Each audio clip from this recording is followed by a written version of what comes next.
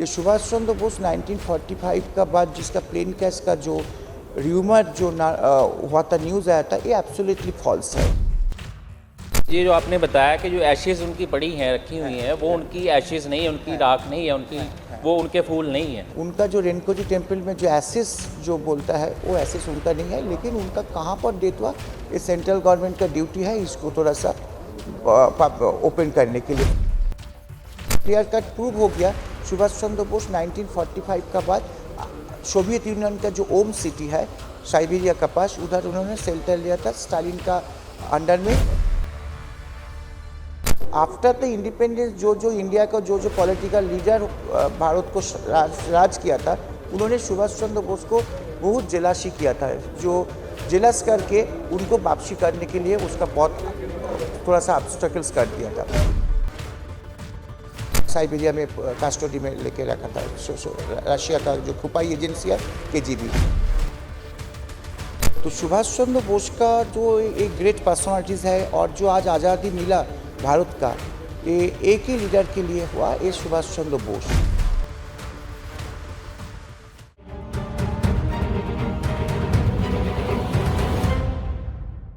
ਦੇਸ਼ ਨੂੰ ਆਜ਼ਾਦ ਕਰਾਉਣ ਲਈ ਅਨੇਕਾਂ ਹੀ ਲੋਕ, ਜਿਸ ਵਿੱਚ ਨੌਜਵਾਨ, ਬੀਬੀਆਂ ਅਤੇ ਬੱਚੇ ਵੀ ਸ਼ਾਮਲ ਸਨ, ਸ਼ਹਾਦਤ ਦਾ ਜਾਮ ਪੀ ਗਏ। ਕੁਝ ਅਜਿਹੇ ਚਿਹਰੇ ਹਨ ਜਿਹੜੇ ਕਦੀ ਵੀ ਭੁਲਾਏ ਨਹੀਂ ਜਾ ਸਕਦੇ ਅਤੇ ਪੂਰੀ ਦੁਨੀਆ, ਰਹਿੰਦੀ ਦੁਨੀਆ ਤੱਕ ਉਹਨਾਂ ਨੂੰ ਯਾਦ ਰੱਖੇ। ਉਹਨਾਂ ਵਿੱਚੋਂ ਇੱਕ ਚਿਹਰਾ ਨੇਤਾ ਜੀ ਸੁਭਾਸ਼ ਚੰਦਰ ਬੋਸ ਦਾ ਵੀ ਸੀ, ਜਿਨ੍ਹਾਂ ਦੇ ਬਾਰੇ ਅੱਜ ਇੱਕ ਸਾਡੇ ਨਾਲ ਸੁਪਰੀਮ ਕੋਰਟ ਦੇ ਵਕੀਲ ਹਨ ਜੋ ਕਿ ਗੱਲਬਾਤ ਕਰਨੇ, ਉਹਨਾਂ ਨਾਲ ਗੱਲਬਾਤ ਕਰਕੇ ਜਾਣਦੇ ਹਾਂ ਕਿ ਕਿਸ ਮੁੱਦੇ ਨੂੰ ਲੈ ਕੇ ਅੱਜ ਉਹ ਆਏ ਹਨ। ਨੇਤਾ ਜੀ ਬਾਰੇ ਉਹ ਗੱਲ ਕਰ ਰਹੇ ਹਨ ਕਿਉਂਕਿ ਨੇਤਾ ਜੀ ਦੇ ਨਾਲ ਬਹੁਤ ਵੱਡੀ ਇੱਕ ਮਿਸਟਰੀਜ਼ ਜਿਹੜੀਆਂ ਨੇ, ਰਹੱਸ ਜੁੜੇ ਨੇ ਉਹਨਾਂ ਦੀ ਮੌਤ ਨੂੰ ਲੈ ਕੇ, ਕਿਉਂਕਿ ਉਹਨਾਂ ਕੁਝ ਵੀ ਇਹ ਸਾਫ਼ ਨਹੀਂ ਹੋ ਸਕਿਆ ਸੀ ਕਿ ਉਹਨਾਂ ਦੀ ਮੌਤ ਕਿੱਥੇ ਹੋਈ, ਕਿਸ ਤਰ੍ਹਾਂ ਹੋਈ।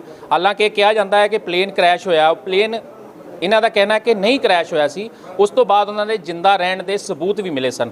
ਗੱਲਬਾਤ ਕਰਕੇ ਜਾਣਦੇ ਹਾਂ, ਸਾਡੇ ਨਾਲ ਜਿਹੜਾ ਹੈ ਬੰਗਾਲ ਤੋਂ ਆਏ ਨੇ, ਇੱਕ ਸੁਪਰੀਮ कोर्ट ਦੇ वकील ने, जानते हैं जी गलबात करके। हाँ जी सर, क्या नाम है जी आपका और स्वागत है जी। नमस्कार, Jaydeep Mukherjee, advocate supreme court of India, अधिवक्ता सुप्रीम कोर्ट, और मैं नेताजी का फॉन्ड हूँ और नेताजी का लावर हूँ। और मैं नेताजी का जो डिसअपियरेंस हुआ था 1945 18 अगस्त का बाद, इसका ऊपर मैं रिसर्च वर्क कर रहा हूँ और मेरा 2-3 किताब भी पब्लिश हुआ और नेक्स्ट एक भी किताब आ रही है जिसका ऊपर डिसअपियरेंस के लिए मैं टोटल फाइंडिंग्स को बाहर कर दिया। तो सुभाष चंद्र बोस का जो एक ग्रेट पर्सनालिटीज़ है और जो आज आज़ादी मिला भारत का, ये एक ही लीडर के लिए हुआ, ये सुभाष चंद्र बोस। क्योंकि उन्होंने जो नारा लगा दिया था 1943 का बाद, आज़ादी फ़ौज का गठन होने के बाद सिंगापुर में, वो आज़ादी फ़ौज को 9 कंट्रीज़ ने रिकॉग्नाइजेशंस किया था। और आज़ादी फ़ौज का सबसे ऐसा थिंग थे जो आज़ादी फ़ौज एक पैरेलल गवर्नमेंट है ब्रिटिश का अगेंस्ट में, और आज़ादी फ़ौज का अलग करेंसी भी थे, अलग बैंक भी थे, और आज़ादी फ़ौज का सबसे बड़ा जो है उसमें हिंदू, मुस्लिम, क्रिश्चियंस, जैन, शाही, पंजाबी सब लोग एक साथ उनका कैबिनेट में थे। आप देखिए आज़ादी फ़ौज का कॉम्बिनेशन देखिए, Subhas Chandra Bose was the supreme commander, SC Chatterjee was the finance minister, इसके कर्नल ढिलोन, कर्नल प्रीतम सिंह, लक्ष्मी सहगल, जितना बड़ा बड़ा लीडर है, और 60% आज़ादी फ़ौज का जो आर्मी थे वो पंजाबी है और साउथ इंडियन भी थे।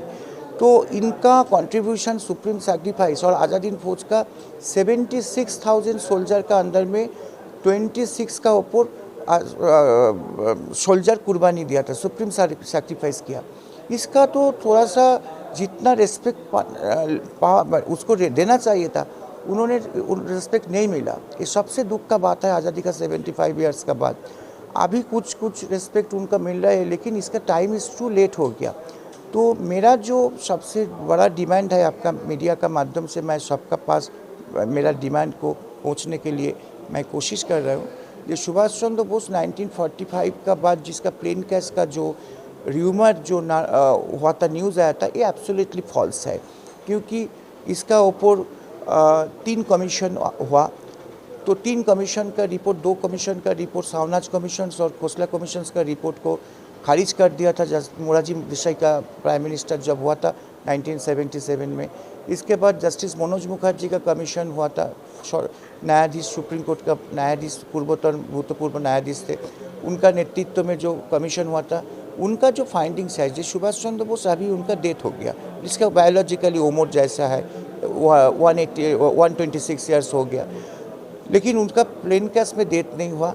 और उनका जो रेनकोजी टेम्पल में जो एसेस जो बोलता है वो एसेस उनका नहीं है, लेकिन उनका कहाँ पर डेथ हुआ ये सेंट्रल गवर्नमेंट का ड्यूटी है इसको थोड़ा सा ओपन करने के लिए फाइल ओपन। ये जो आपने बताया कि जो एशेज़ उनकी पड़ी हैं रखी हुई हैं वो उनकी एशेज़ नहीं है, उनकी राख नहीं है, उनकी वो उनके फूल नहीं है, तो वो चलिए वो किसके हैं ये हम नहीं इसमें पढ़ते, लेकिन इसको क्यों ऐसे किया गया, सरकारों ने ऐसे क्यों किया, इसको किसको दोषी मानते हैं अब तक इतने सालों में? सुभाष चंद्र बोस को जो प्लेन क्रैश का जो र्यूमर जो स्प्रेड हुआ था, सुभाष चंद्र बोस खुद ही किया था, क्योंकि सुभाष चंद्र बोस का 1945 जापान और जर्मन का सरेंडर का बाद उसका पास और कोई ऑप्शन नहीं थे जो कहाँ पर वो शेल्टर लेंगे, क्योंकि उनका पास एक ही ऑप्शन थे सोवियत यूनियन में शेल्टर लेने के लिए, क्योंकि जापान जर्मन उस टाइम सरेंडर हो गया और इंडिया भी के भी आज़ादी नहीं मिला, तो वो कहाँ पर जाएंगे, तो इसलिए वो सोवियत यूनियन में शेल्टर लिया था। और आप जो कॉरस्पॉन्डेंस और जो फाइल जो बाहर आया, इसमें it is clear cut prove हो गया सुभाष चंद्र बोस 1945 का बाद सोवियत यूनियन का जो ओम सिटी है साइबेरिया का पास, उधर उन्होंने शेल्टर लिया था स्टालिन का अंडर में, पहले VIP प्रिजनर्स हो के, इसके बाद उनको ऑर्डिनरी प्रिजनर्स करके साइबेरिया में कस्टडी में लेके रखा था रशिया का जो खुफिया एजेंसी है KGB। सबसे बड़ा दुख का बात है जो सुभाष चंद्र बोस जो ब्रिटिश का से सप्रेस करने के लिए जो र्यूमर उन्होंने खुद स्प्रेड किया था जो उनका डेथ हो गया, लेकिन इंडिया आज़ादी होने का बाद सुभाष चंद्र बोस वो वापसी आएंगे तो भारत का प्रधान पहले का आज़ादी के बाद प्रधानमंत्री के पोस्ट के लिए सबसे नाम जिसका आगे रहेगा उनका नाम है सुभाष चंद्र बोस। तो आफ्टर द इंडिपेंडेंस जो इंडिया का जो पॉलिटिकल लीडर भारत को राज किया था, उन्होंने सुभाष चंद्र बोस को बहुत जेलासी किया था, जो जेलस करके उनको वापसी करने के लिए उसका बहुत थोड़ा सा ऑब्स्टेकल्स कर दिया था। और उसका पास ये इंफॉर्मेशन डायरेक्टली थे जो सुभाष चंद्र बोस वो सोवियत यूनियन का पास है, तो सुभाष चंद्र बोस का, लेकिन उसका वापसी करने के लिए जो डिप्लोमेटिक रिलेशंस करके जो वापसी करने के लिए अरेंजमेंट करना ज़रूरत थे, उन्होंने नेहरू ने नहीं किया। तो आप इसका सीधा जो बोल रहे हैं राजनीतिक लीडर और स्पेशली जवाहरलाल नेहरू कि उनको ये खतरा था कि अगर सुभाष चंद्र बोस इंडिया में आ गए आज़ादी के बाद तो प्राइम मिनिस्टर वही होंगे, लेकिन वो प्रधानमंत्री वो बनना चाहते थे, इसलिए उन्होंने जो डिप्लोमेटिक एक्सचेंज होना था रशिया के साथ वो नहीं किया। लेकिन अगर हम बात करें कि उसके बाद उनकी कुछ डायरीज़ होंगी, कुछ प्रूफ होंगे कि वो उसके बाद कहाँ रहे, किस हालात में रहे और क्यों रहे। सुभाष चंद्र बोस का जो 1945 का बाद जितना इन्फॉर्मेशन मिला था जो KGB का फाइल का तरफ से, वो फाइल है Subhas Chandra Bose was in Russia and Siberia का जो यास्तुक जेल है उसके सेल नंबर 645 में उनको रखा हुआ था। लेकिन 1956 का बाद जब सोवियत कम्युनिस्ट पार्टी का जो दलील मिल गया था, उसमें ये बात क्लियर हो गया कि 1956 तक वो सोवियत यूनियन में थे और रशिया का साइबेरिया का ओम सिटी में जो यास्तुक जेल है उसका अंदर में वो थे। लेकिन सबसे दुख का बात है जो कमीशंस का जो 3 कमीशन का जो गठन किया था, आयोग का गठन किया था, 2 कमीशंस का रिपोर्ट मोरारजी देसाई ने खारिज कर दिया। लास्ट कमीशंस का रिपोर्ट में ये फाइंडिंग्स आ गया जे सुभाष चंद्र बोस का प्लेन क्रैश में डेथ नहीं हुआ। सबसे प्रॉब्लम जो हो गया 1990 का बाद जब सोवियत डिसेग्रीगेशंस हो गया था, आज KGB नहीं है, KGB का सब फाइल ओपन हो गया और ओपन होने का बाद सब प्राइवेटली जो फाइल मिला था रिसर्च वर्क का पास, सब फाइल से सब क्लियर हो गया कि सुभाष चंद्र बोस का टोटल साइबेरिया में उनका लास्ट दिन तक 1956 तक उनका एग्जिस्टेंस इंफॉर्मेशन जेल रिकॉर्ड में है जो he was in very much in Soviet Union in the ओम city of Siberia in Yakutsk jail. तो ये डेथ आप कब मानते हैं 1956 में हो गया उनका, या अगर डेथ हुआ तो फिर लास्ट राइट्स कैसे किए गए, कहाँ उनको रखा गया, उनके एशेज़ कहाँ पे हैं, अभी हैं या उसको जो है गायब कर दिया गया, ये कैसे इन सारी चीज़ों का आपने पड़ताल किया होगा? It is very difficult to say, क्योंकि आपका मालूम होना चाहिए कि साइबेरिया में 2 लाख का ऊपर वार प्रिजनर्स उस टाइम बंदी थे। तो एक नदी रेन साइबेरिया का एम्स ओम सिटी का पास एक रोड है, उसका नाम है रोड ऑफ बोन्स। आप गूगल्स में भी देख सकते हैं रोड ऑफ बोन्स। तो रोड ऑफ बोन्स में क्या है ना, जितना वार प्रिजनर्स थे उसका -30-40 डिग्री ठंडा में जितना इतना कोल्ड है साइबेरिया, उसमें बहुत लोग का देहांत हो गया और उन लोग को बेरियल कर दिया था और उसका ऊपर से एक रास्ता तैयारी हुआ, उसका नाम हुआ रोड ऑफ बोन्स। तो मेरा एक किताब अभी पब्लिश होगा नेक्स्ट महीना में, जो चेका मीन सोवियत केजीबी का जो टॉर्चर पॉलिसी थे, तो Cheka and the road of bones. मैंने इसमें एक क्वेश्चन मार्क रखा, जे सुभाष चंद्र बोस का कि चेका अप्लाई हुआ था उनका ऊपर, और अप्लाई होने के बाद उनका जब डेथ हो गया उसका कि रोड ऑफ बोन्स में ही उनका बैरियल कर दिया। ये मेरा क्वेश्चन है। केजीबी का जो इन्फॉर्मेशन जो फाइल मेरा पास है, तो इसमें मैं एक कंक्लूजन में मैं फाइंडिंग्स में आ गया जे everything ends in Soviet Russia, so specially in the Siberia. आपको मालूम होना चाहिए, जो आप लोग का मालूम होना चाहिए, जो कॉमिंटन में जो सोवियत कम्युनिस्ट पार्टी का कॉमिंटन थे, इसमें बहुत फ्रीडम फाइटर लोग कॉमिंटन में कम्युनिज्म टीच करने के लिए गया था, जिसका अंदर में आपका पंजाब का one of the eminent freedom fighter Gurbaksh Singh भी थे, और वीरेंद्रनाथ चट्टोपाध्याय जो सरोजिनी नायडू का एल्डर ब्रदर, और अबनी मुखर्जी ऐसा कम्युनिस्ट पार्टी लीडर। लेकिन इसको सबको स्टालिन फायरिंग स्क्वाड में गोली करके मार दिया। ये इन्फॉर्मेशन गवर्नमेंट ऑफ इंडिया का पास है, लेकिन अभी तक गवर्नमेंट ऑफ इंडिया कभी इस फाइल को ओपन नहीं किया। लेकिन आप जब कम्युनिस्ट पार्टी का पास फाइल आप डिमांड करेंगे तो उन्होंने सप्रेस कर चला जाएंगे, लेकिन गवर्नमेंट ऑफ इंडिया का पास सब कुछ फाइल है। और दूसरा चीज़ जो है, सोवियत का पास दिन रशिया नाउ इस रशिया का पास सब कुछ मालूम है। लेकिन रशिया, मैं बहुत बार रशिया विज़िट किया, और रशिया विज़िट करने के बाद मैं जो रशियन गवर्नमेंट का और जो गवर्नमेंट का आदमी जो है उसका साथ, ऑर्डिनरी आदमी है जिसका साथ मैं बात किया था, उनका एक ही बात है कि why your government is silent. तो आपका गवर्नमेंट को तो डिप्लोमेटिक रिलेशंस मेंटेन करके तो ये तो पूछना चाहिए था कि हम लोग का लीडर 1945 का बाद तुम्हारा पास आया था और क्या हुआ। तो ये जो आपने बहुत बड़ी बात कही है कि ये बात पूछी नहीं गई, या पूछ करके उसको फाइल्स को अपने पास ही रख लिया गया, या बताया नहीं गया लोगों में, जनतक नहीं किया गया, डीक्लासीफाई नहीं किया गया। तो मैं ये पूछना चाहता हूँ कि एक तो ये तो मतलब एक राज ही रह गया अभी तक। जो आपने बुक भी लिखा है वो भी क्वेश्चन मार्क में लिखा है, क्योंकि अभी तक उसमें क्लैरिटी नहीं है। एक केजीबी का जिक्र किया आपने, केजीबी के साथ ही जो हमारे प्रधानमंत्री लाल बहादुर शास्त्री है, उनका भी एक मिस्ट्री जुड़ा हुआ है, केजीबी के साथ ही जोड़ा जाता है वो उसको कैसे देखते हैं इसको? सुभाष चंद्र बोस का डेथ, डॉक्टर श्यामा प्रसाद मुखर्जी का कश्मीर में डेथ, और लाल बहादुर शास्त्री का 1969 में जब डेथ हुआ था, जो से हम लोग का पाकिस्तान का सरवार का बाद जो ताशकंद में जब गया था, इस डेट भी मिस्टीरियस है। और एक ये सब चेन है, टोटल चेन है, क्योंकि Lal Bahadur Shastri as a sitting prime minister of India उन्होंने विजिट किया था ताशकंद, और ट्रीटी होने का सेकेंड दिन उनका डेथ हो गया था। और डेथ होने का बाद वो उनका पोस्टमार्टम, एक प्राइम मिनिस्टर ऑफ इंडिया का जब डेथ हो गया बाहर का कोई फॉरेन कंट्री में, लेकिन उसका पोस्टमार्टम नहीं हुआ। सबसे अननेचुरल डेथ में तो पोस्टमार्टम होना चाहिए, सबसे पहले वही, तो पोस्टमार्टम नहीं हुआ। तो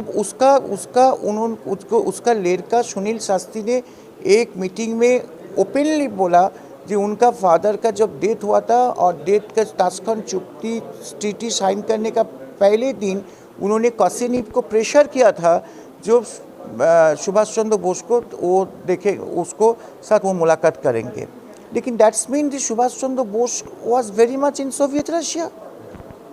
एंड सबसे जो लाल बाजार पुलिस का स्टोरी से जो फाइल हम लोग का पास बाहर आया, कोलकाता पुलिस का जो फाइल, इसमें ये साबुत हो गया 1967 तक जो सुभाष चंद्र बोस का जो घर है कोलकाता में, तो उसका ऊपर स्कूपिंग हुआ था पुलिस को देके। तो जिस आदमी का 1945 में डेथ हो गया प्लेन क्रैश में, उसका घर में इतना 20 साल बाद भी क्यों उसका स्कूपिंग हुआ था। ये तो फाइल डॉक्यूमेंट्री फाइल्स है। उनके परिवार का आगे कोई आपने देखा या उनको देखा कि अब कहाँ पे हैं वो लोग, उनके सुभाष नेताजी के जो परिवार के लोग हैं, कुछ उनके आगे जो है लड़का या लड़की, कोई उनके परिवार के या बहन उनकी, कुछ आपने उनको फाइंडिंग करने की कोशिश की? नहीं नहीं, वो तो मेरा कोलकाता में ही तो प्रैक्टिकली नेबर्स है वो तो, क्योंकि उनका जो भतीजा थे चित्रा घोष जी, सुभाष चंद्र बोस का एल्डर ब्रदर, शरद चंद्र बोस का जो लड़की थे, उनका तो कुछ दिन पहले डेथ हो गया, Chitra Ghosh. He was a eminent professor. And Subhas Chandra Bose का जो लड़की है, वो उनका जो डॉटर, वो अनीता बोस पाप, she is in German.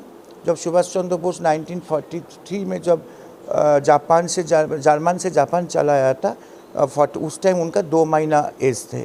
Naturally उन्होंने पिताजी का कुछ नहीं देखा, लेकिन उसका माता जी एमली शंकेल बोस, जो सुभाष चंद्र बोस का वाइफ थे, तो सुभाष चंद्र बोस का वाइफ तो उनको टॉट किया और उनको सब उनका फादर का ऊपर पाली मिल गई, लेकिन they are staying in the German. और सुभाष चंद्र बोस का और जो जितना फैमिली मेम्बर्स है वो डिफरेंट पार्ट्स ऑफ इंडिया में रहता है। तो लेकिन सबसे दुर्भाग्य का क्या बात है, सुभाष चंद्र बोस का फैमिली का जितना फैमिली मेम्बर्स है, वो ये फैमिली मेम्बर एक साथ होकर नारा लगाना चाहिए था, जब उनका ग्रेट ग्रैंडफादर का और फैमिली मेम्बर आपने उनको, उनके फैमिली मेम्बर्स को अप्रोच किया कि कोई बात हुई आपकी उनसे? नहीं, वो तो मेरा साथ है और मेरा साथ बहुत प्रेस कॉन्फ्रेंस में जॉइंटली भी किया था। तो सुभाष चंद्र बोस का फैमिली मेम्बर का एक पोर्शन तो मेरा साथ एक ही साथ है, और वो मेरा साथ बात में सहमत है। जो उनका मौत का ऊपर जितना कन्फ्यूशन है वो उसका दूर होना चाहिए।